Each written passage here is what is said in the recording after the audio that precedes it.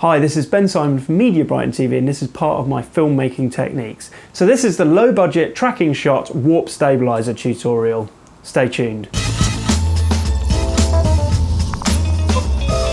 Okay, so if you haven't seen my film Banana Pearl, please click on the link below and watch that, because this might ruin some of it. In my film, at the end, I do a low budget tracking shot, and I just wanted to show you how I did it. So here you go. I had this nice sort of tracking shot following guys getting out of a car and going into a building. That sounds easy enough, but actually we had to rehearse the shot quite a few times to get the timing right, and also getting the shot to be nice and smooth. Because it was on a sort of road that anyone could use, I couldn't really set up a track or anything like that. And I didn't have a steady cam at the time. So what I did was I basically got the camera and I mounted it to my tripod, and I had my tripod legs folded in, and then I just held the tripod just underneath the head.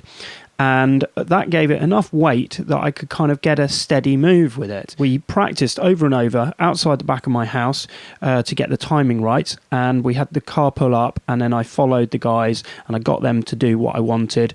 And then when we got to the actual location, obviously the cars weren't in the right spot, and so they had to go round. And actually I quite like that, because they go round the cars and then they come towards and go in. That actually kind of looks quite cool, because I'm sort of I'm exemplifying the move with this car in the foreground.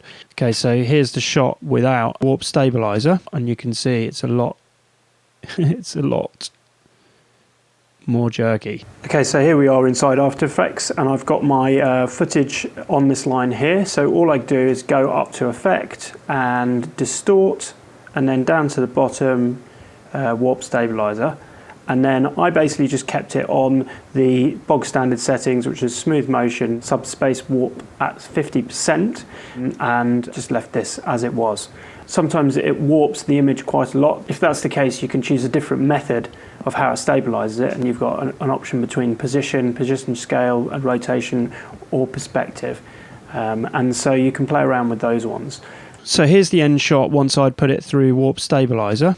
And you can see that it stabilized at a fairly large amount, taking some of the shake off. It was quite a windy day, so I found it very difficult to keep the camera that steady, even with it on the tripod. And so with this sort of stabilization that I added, it looks like it's on a track. It's kind of got a high budget feel to it, but done on a shoestring budget.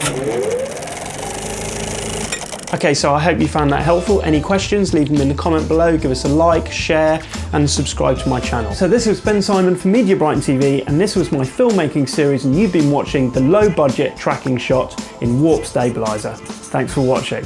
I have a completely free ebook for you. It's 5 essentials to indie filmmaking, my special tips to make a more professional production.